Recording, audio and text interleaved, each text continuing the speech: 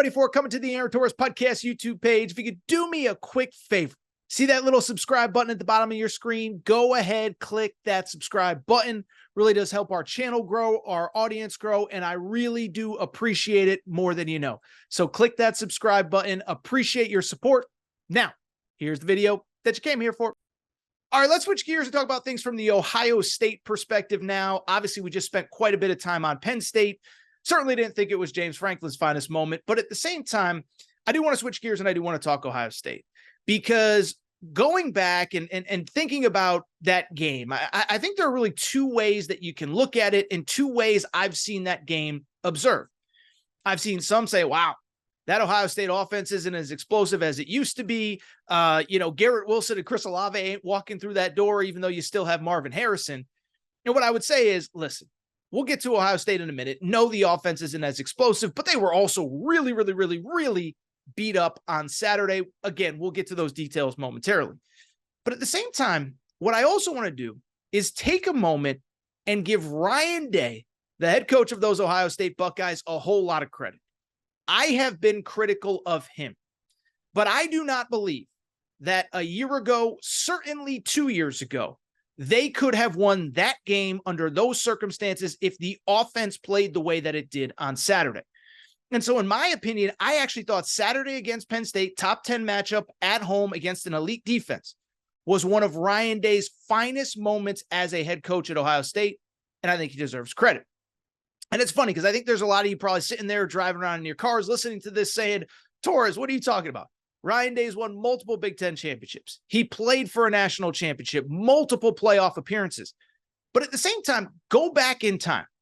Ryan Day got to those moments in time, a national championship against Alabama, multiple playoff appearances. He got there doing it his way. It was about the offense. It was about fireworks. It was about pyrotechnics. And I believe it was about 2.5 years ago that he had a very tough decision to make. He basically was in the same shoes that Lincoln Riley is at this exact moment, right? What is our criticism of Lincoln Riley today, late October 2023? It is that he is an elite offensive mind, an elite play caller, an elite schemer, but basically his team has to put up 40 points every single game to get the victory. That literally happened on Saturday night. They gave up 36 points to Utah. We're going to talk about it in a minute, and they lost. And so Lincoln Riley continues to brush it off. Oh, it's not a big deal. It's not the defense's fault. We'll figure it out. Well, Ryan Day kind of had that moment in time about 2.5 years ago. But unlike Lincoln Riley, he didn't sit back and say, oh, we'll figure it out. We'll be fine. You guys are putting unrealistic expectations. As a matter of fact, I give Ryan Day the credit, because on Saturday night, and again, we'll get to USC momentarily, but Lincoln Riley said, national championships aren't the goal here. I don't know who came up with that idea. Well, Ryan Day is the exact opposite. Ryan Day, every time he's in front of a camera, says, the expectation at Ohio State is to win every single game we play, and it is on me to get that job done. And so when I look at Saturday, and when I look at why I think this was one of his finest moments, it wasn't because of what happened on Saturday, and it wasn't because of what Ohio State did over the course of this past week to get ready for Penn State. It really is what Ohio State has done the last 2 full years to fundamentally change who they are as a program. I've talked about Alabama a lot this year. Nick Saban, over the course of this season, has fundamentally changed how that team plays in about a 3-4 week period in the middle of the season. I think it's one of his best coaching jobs that he's ever done. Another topic that we'll talk about later in this show. Well, Ryan Day, it was 2 full years ago now. Remember, they lost to Oregon at home at the Horseshoe. That was that moment in time where Ryan Day kind of had his Lincoln Riley moment from last night, where he said, I can't keep doing this. I can, but if we don't have an offense that can put up 40 points every single time, we're not going to be able to win. Remember, they played Oregon at the Shoe early 2021. They get punked at the line of scrimmage. When he lost that game, rather than sitting there saying, oh, it's all going to be fine, we'll get it figured out. No, that Monday or Sunday, he demoted his defensive coordinator. It wasn't easy. Kerry Coombs, a longtime guy that was in that program, beloved at that school, demotes that guy. Eventually in the offseason brings in Jim Knowles from Oklahoma State, the current defensive coordinator. And you can see the impact year over year over year. 2 years ago, I looked it up before I did this segment, did a little bit of research, 68th nationally in total defense in 2021. That was the year they went, whatever it was, 11-2, won the Rose Bowl. But again, they lost to Oregon, they lost to Michigan. Last year, top 15 nationally in total defense. This year, they are currently a top 3 defense nationally. And so again, Saturday wasn't about a week. It wasn't about a game. It was about a culmination of a 3-year change as a program at Ohio State. It was about, we have to be a team that, hey, if we put up 50, that's great. But if we only put up 20, can we beat elite teams? Because there's going to be moments in time where we're going to have to do that. And that was Saturday. And you could sit there and say the offense doesn't look explosive, but let's talk about that for a minute. Because you look at the injuries that they dealt with, and this is another thing I think Ryan Day should get credit for.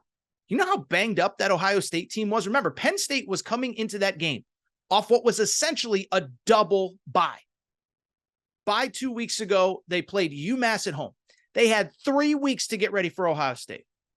3 weeks to get ready, and Ohio State still gets the victory. And they not only get the victory, but think about the circumstances under which they did it. Best running back, Travion Henderson. Poor kid hasn't been healthy in 2 full years.